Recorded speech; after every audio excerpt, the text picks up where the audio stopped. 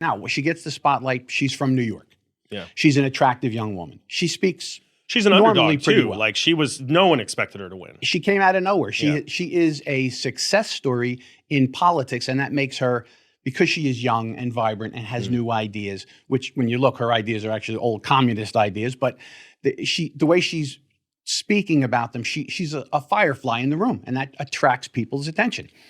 Therefore, you're right. You know, if you go to a security conference, you think you would get over there and find out about some security stuff. Now, we can talk about what goes on with Taiwan, because I have ideas and thoughts on that myself, different than maybe they were historically to what we would actually do today. But that's a major point of contention for the United States and our policy.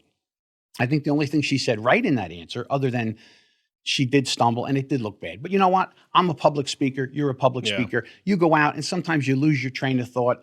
You stumble over a word or two. It happens when you go out there. She was so caught off guard by that question, as though she had never thought about something that could lead to World War III tomorrow, and she wants to be a leader. She's sitting there denigrating the current president of the United States on foreign soil, and she gets asked a question like that could lead to World War III. She has no clue what she's talking about. Well, she has every right to be there. What is she doing? She's not ready for prime time. And I don't say that because I don't like her. I don't like her policies, but I think she revealed a lot about her that she's not ready yet. Now, in 5 years, 10 years, she might be. Should she go back and read a book about the policy? The only thing she got right was, well, that's been policy for a long time.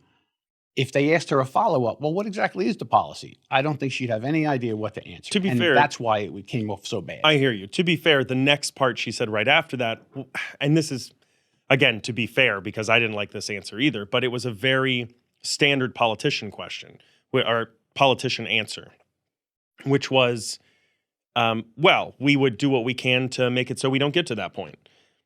You know, what are you going to do if China attacks Taiwan? Well, they won't, because we're going to do the right thing, and we're going to make sure it doesn't happen. That was good recovery after that. I even disagree with that. I understand what you mean. It was a good political recovery. As soon as you fall flat on your face, sort of stumbling up is a good recovery. And then I think the interviewer and everybody, you could see if you look at the people in the room, they were like, I think as well, though, it's a difficult question to answer when you're a politician in the spotlight as much as her, because you're going to piss off everyone no matter what you say. Yes. But isn't that your job as a representative, to say what you think and feel? So when I looked at that answer and I watched her stumble, I as a public speaker, I felt bad for her, because me too. But when you look beyond that, when you peel it away, why couldn't she answer that question? Have you ever watched these people on these panels? They're testifying in front of Congress about the relationships in sports and this and that. What is a woman?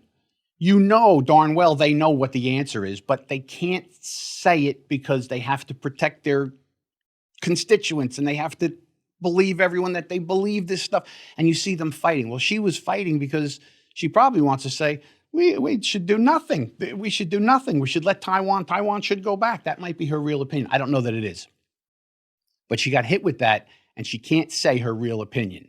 So she was stuck with, what do I say? Yeah. And like I said, I understood that, because I've been in a position, somebody asks you something you're not prepared for or is really uncomfortable. How do you say it correctly so you don't offend people? Look at us. You and I are sitting here answering questions. We're trying to be honest with our opinions.